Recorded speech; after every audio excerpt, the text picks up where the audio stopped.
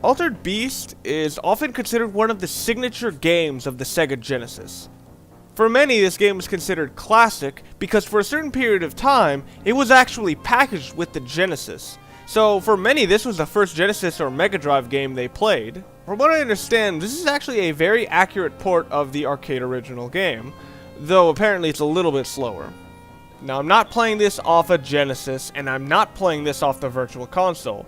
I am playing this off of the Sega Genesis collection that I got on Steam. As such, I am playing this on a PS3 controller. I'll establish now, the PS3 controller is not gonna be any bit of a problem, because I never really had an issue with it. I tested the DualShock 3 with multiple games on the Sega Genesis collection, and I never really experienced any problems. So just before going in, the PS3 controller is in no way a hindrance to me playing this game. So I'm not going to be over-judgmental on controls. Altered Beast is a 2D beat-em-up. The screen scrolls right, you try to keep up with it, and you punch and kick everything in your way that's trying to hit you. To end these stages, you have to collect 3 orbs. Each of them power you up a little bit until you reach some super form, whether that be a wolf man, a bear, or whatever. Once you reach that point, it's then that you can fight the final boss and end the stage, and then move on. To get through these stages, you punch, you kick, and that's about it. There's really not much strategy when it comes to attacking things, because there are no combos and no real combinations you can use. Enemies don't particularly have complicated AI either, so really all you can do is just spam the punch and kick button until they're dead. Because this game doesn't really have much depth, it really loses any replayability and it just runs its course within a few minutes. Most of the ending animals are also uninteresting.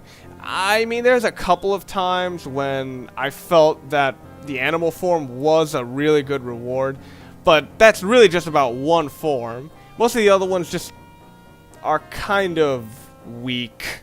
In spite of the lack of strategy or depth, this game is actually pretty hard. There's a couple of reasons for this. For one thing, you don't heal at all in between stages. Any damage you take with you for the rest of the game. The game also kind of expects you to learn certain attacks that aren't completely necessary. For example, if you hold down and kick, you kick straight up, which is probably the most unintuitive way to do so.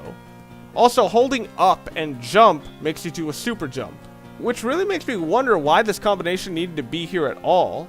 I actually only found it by accident, and before that I ended up getting hit with a lot of cheap enemies. Even if you know the few unexplanatory attacks, you're still probably going to be really frustrated by this game. A lot of times the platforming elements that they try to incorporate are just annoying. And a lot of the enemy placements in this game are just horrendously cheap. And remember, I can't exactly say, oh, I just gotta last until this point, then I'll get all my health back. No, if an enemy gets a cheap hit on me, that stays with me until I game over. This game also progresses very, very slowly.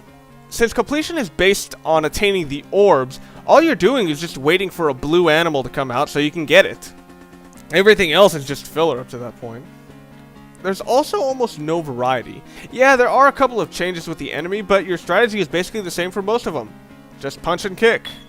Because this game is so insubstantial in how much it actually has, it kind of runs its course at about 5 minutes. I mean, you won't beat the game in that long, but this isn't the sort of game you'd want to beat because it's just annoying.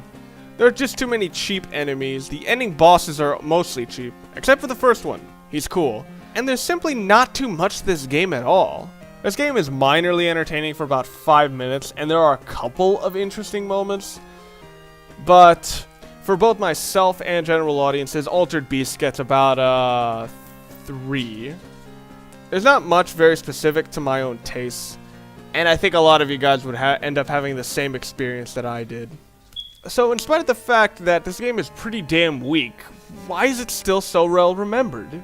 Well, I think it's because back in the Nintendo versus Sega days, if you wanted to show what the Genesis could technically do on a graphical level, Altered Beast was a great example of this. Because it actually does have a very good look to it. It's much more detailed than most other NES games. And even though the sound is kind of muffled and a bit primitive, it was very novel at the time to hear the voices that are in the game. Rise from your grave. Now we're in a time when we can just look back at these games and see what really holds up and what doesn't. And to be honest, Altered Beast simply does not hold up.